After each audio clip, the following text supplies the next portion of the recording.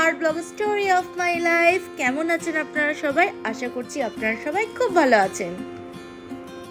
আজকের ব্লগটা আমরা কন্টিনিউ করছি লাস্ট দার্জিলিং ব্লগটা, যেখান থেকে আমরা এন্ড করেছিলাম।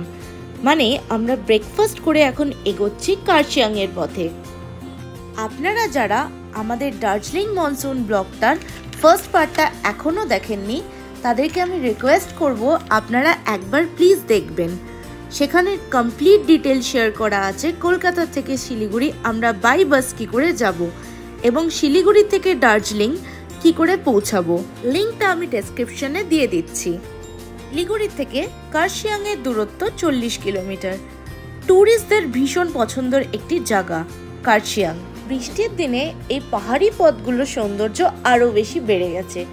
চারিদিকে মেঘে ঢাকা আর মাঝখান থেকে এই পাহাড়ি এলোমেলো পথ এক অন্যরকম অনুভূতি আর অন্যরকম এক জগৎকে তুলে ধরেছে আমাদের সামনে। আবার আমি প্রেমে পড়ছি পাহাড়ের, চা বাগানের আর এই পথের। ওই গানটা আছে না, এই পথ যদি না শেষ হয় তবে কেমন হতো তুমি বলো তো।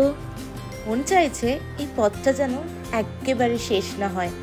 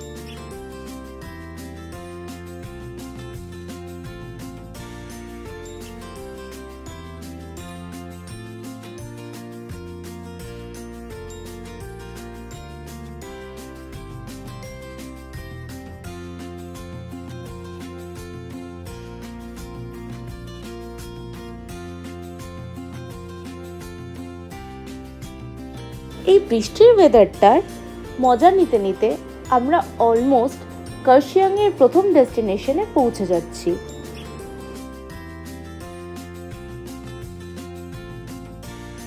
আমাদের প্রথম ডেস্টিনেশন হচ্ছে গিদে ভিউ পয়েন্ট, আর তারই ঠিক উল্টো দিকে রয়েছে এই মিউজিয়ামটা।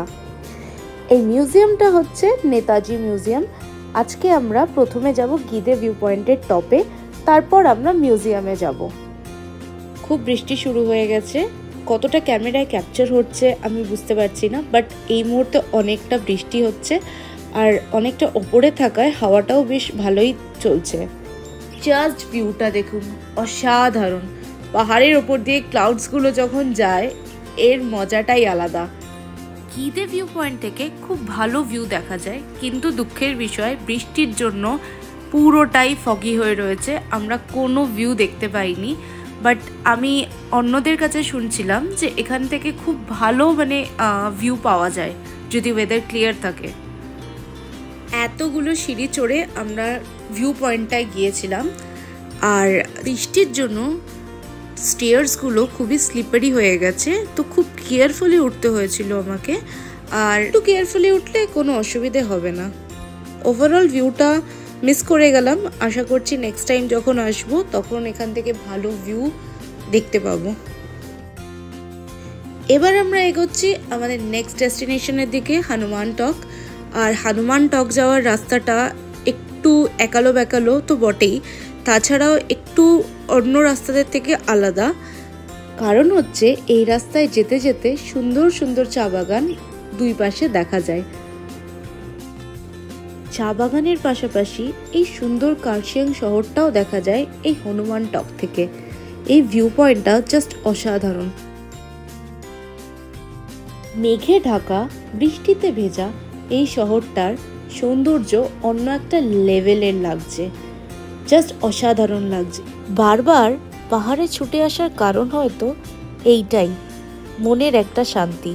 পাহাড়ে যে শান্তিটা আমার মন পায় সেটা অন্য কোথাও পাওয়া খুবই মুশকিল। আশা করছি আপনারাও রিলেট করতে পারছেন এই ব্যাপারটার সাথে।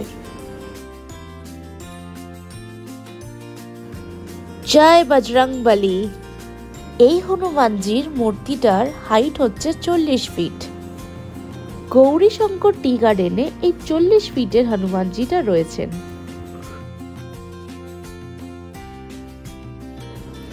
এই বৃষ্টির মধ্যেও মাথায় ছাতা নিয়ে, পিঠে টকরি নিয়ে সবাই কাজ করে চলেছে টি গার্ডেনে।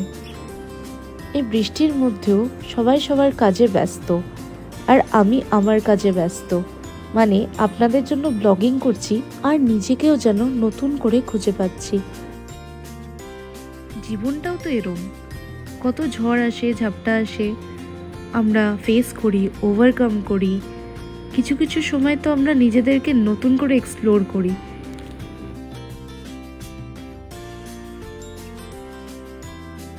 হনুমান টক এই জায়গাটার থেকে খুব সুন্দর সুন্দর মেমোরিজ নিজের সাথে নিয়ে যাচ্ছি, সারা জীবন যেটা আমার সাথে থাকবে। আমরা এগোচ্ছি আমাদের নেক্সট ডেস্টিনেশনের দিকে। মানে আপনারা বুঝতেই পেরে গেছেন, the most haunted place of India, Dow hill school.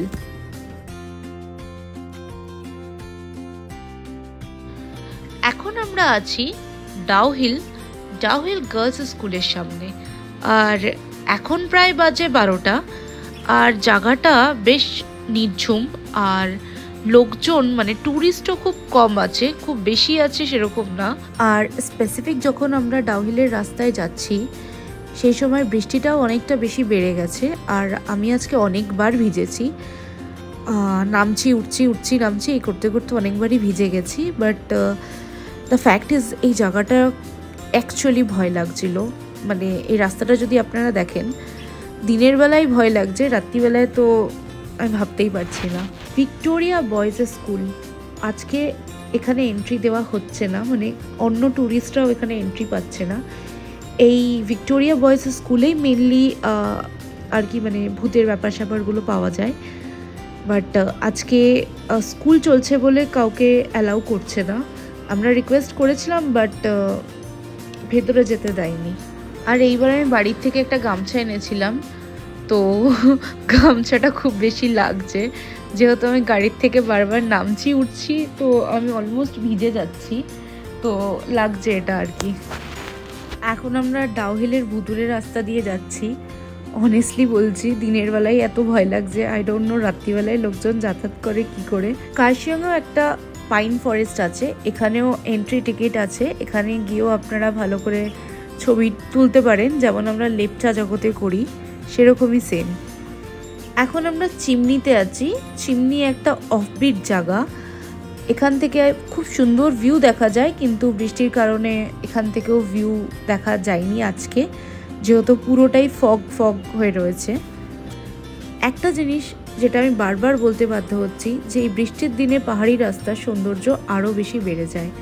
এইবার আমি একটা জিনিস নোটিস করলাম, পাহাড়ি রাস্তায় কখনো একটা সময় রোদ উঠেছে, কখনো দেখছি একটা জায়গায় পুরো ফগ হয়ে রয়েছে, কখনো দেখছি একটা জায়গায় ক্লিয়ার ওয়েদার। মানে বোঝা বড় মুশকিল, মানে এইটা জাস্ট 3-4 কিলোমিটারের মধ্যে এরকম হচ্ছে। তো এইটা একটা খুব ইউনিক জিনিস, বাট এটাই পাহাড়ের নেচার। চিমনি থেকে দার্জিলিংয়ের পথ খুবই বাজে, মানে অলমোস্ট রাস্তাগুলো ভাঙা, আর বৃষ্টির সময় এখন তো আরও বেশি অসুবিধা হবে। নেচারের বিউটি খুব বেশি সুন্দর, কিন্তু রাস্তাগুলো খুব একটা কমফোর্টেবল না।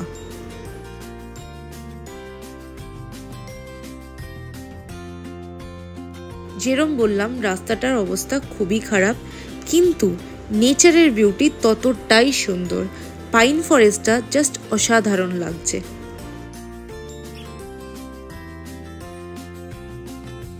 এরম রাস্তায় বৃষ্টির দিনে ট্রাভেল করাটা খুবই মুশকিল। আমি দার্জিলিংয়ে বহুবার এসেছি, কিন্তু কার্শিয়াংয়ে সাইট সিন কখনো করা হয়নি। এটাই আমার ফার্স্ট টাইম কার্শিয়াংয়ে সাইট সিন করা, তাও আবার মনসুনে। একটু আগেই আপনাদের সাথে শেয়ার করলাম যে পাহাড়ের ওয়েদার কিছু কিলোমিটার্সেই চেঞ্জ হয়। জাস্ট দেখুন, একটু আগে সেম পাইন ফরেস্টটা আপনারা দেখলেন ফগি ফগি হয়েছিল। জাস্ট আমরা একটু এগিয়েছি, হয়তো 1 কিলোমিটার বা 1.5 কিলোমিটার, তখন আমরা পাইন ফরেস্টটা পুরো ক্লিয়ার পাচ্ছি। এটাকেই বলে নেচার।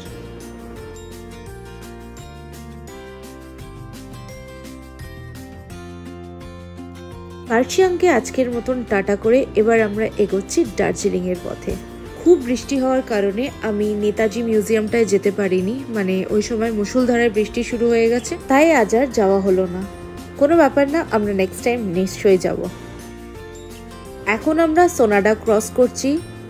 এখনও বৃষ্টি হচ্ছে, হালকা হালকা হচ্ছে, আর জ্যাম বেশ আছে, আর লোকজন আসছে। যেমন আমি দেখতে পাচ্ছি এতটা জ্যাম রয়েছে, তার মানে ট্যুরিস্ট নিশ্চয়ই আসছে। ইন্ডিয়ার হাইয়েস্ট স্টেশন ঘুম স্টেশন আমরা এখন ক্রস করছি। ঘুম স্টেশনে একটা মিউজিয়াম আছে, আর টয় ট্রেনের জয় রাইডটা দার্জিলিং টু ঘুম আর ঘুম টু দার্জিলিং যায়। এর মতন আমাদের ব্লগটা এই পর্যন্তই। যদি আমাদের ব্লগটা ভালো লাগে তাহলে লাইক, শেয়ার আর সাবস্ক্রাইব করতে ভুলবেন না। আর আমাদের এই ব্লগটা আপনাদের কেমন লেগেছে কমেন্ট করে জানাতে ভুলবেন না। আর এখনো যদি আপনারা আমাদের ফ্যামিলির সাথে না জুড়ে থাকেন, সাবস্ক্রাইব বাটনটা প্রেস করে আমাদের ফ্যামিলির সাথে জুড়ে যান। টিল দেন ভালো থাকুন, নিজের খেয়াল রাখুন। স্টোরি অফ মাই লাইফ দেখতে থাকুন।